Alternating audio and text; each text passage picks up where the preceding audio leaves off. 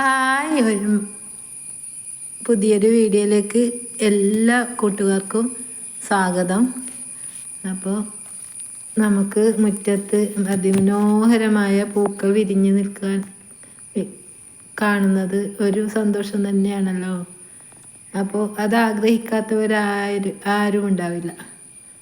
അപ്പോൾ നമ്മൾ അധികം സമയവും അധികം ഫെർട്ടിലൈസറും ഒന്നും നൽകാതെ നമുക്ക് മുറ്റത്ത് എങ്ങനെയാണ് ഏതൊക്കെ പൂക്കളാണ് ഞാൻ നട്ടു വളർത്തിയത് എന്നാണ് ഞാനിവിടെ കാണിക്കുന്നത്.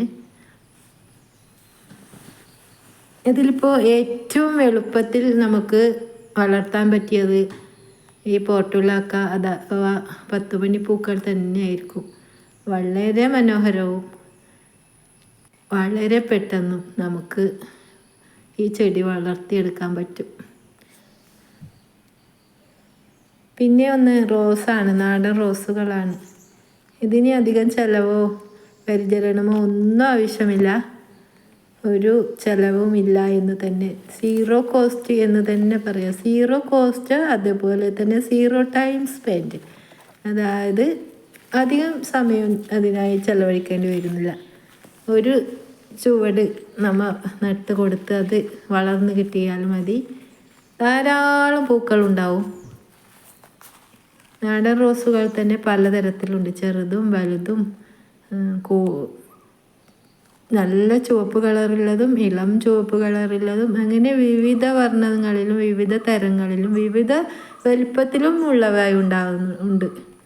അപ്പോൾ ഈ ഒരു റോസ് എനിക്ക് ഇഷ്ടമാതിരി ഇപ്പോൾ കാട് പോലെ ഇഷ്ടമാതിരി പിടിച്ചിട്ടുണ്ട്. ഇത് ഇങ്ങനെ വെട്ടിക്കൊടുക്കുന്ന ആൾക്ക് വീണ്ടും വീണ്ടും തളർത്ത് ഇങ്ങനെ ധാരാളം പൂക്കൾ ഉണ്ടാകുന്നു. എത്ര പൂക്കൾ എന്നറിയില്ല. ഇതിനിപ്പോൾ ആരും വിചാരിക്കേണ്ട ഇതിന് കുറേ വളം ചേർക്കണം, ഒരു വളവും ചേർക്കേണ്ട. ഈ നാടൻ റോസുകൾക്ക് നമ്മൾ ഹൈബ്രിഡ് ആണെങ്കിൽ നട്ടു കൊടുക്കുന്നതാണെങ്കിൽ അതിന് എന്തൊക്കെ രോഗങ്ങൾ വരും, എന്തൊക്കെ വളങ്ങൾ ചേർക്കണം.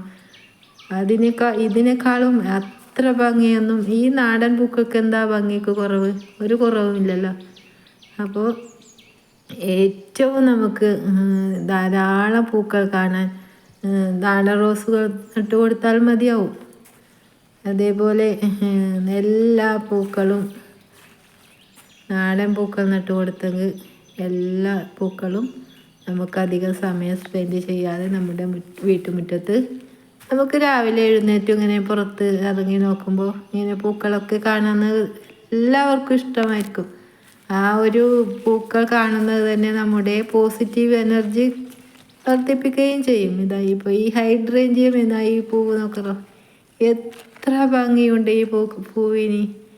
എത്ര വലുതാവുന്ന ഓരോരോ കൊല ഇങ്ങനെ ഒടിഞ്ഞു കുത്തി ഇങ്ങനെ കനം തൂങ്ങി ഒടിഞ്ഞു കുത്തി ഇങ്ങനെ കാണപ്പെടുന്നു. ഇതിപ്പോൾ നട്ടു വളർത്താൻ ഇതിൻ്റെ ഏലിങ്ങനെ കൊണ്ടുപോയി നട്ടാൽ മാത്രം മതിയാവും, വേറൊരു പണിയുമില്ല. ഇതുപോലെ തന്നെ ചൈനീസ് ബോൾസവും ഇതിപ്പോൾ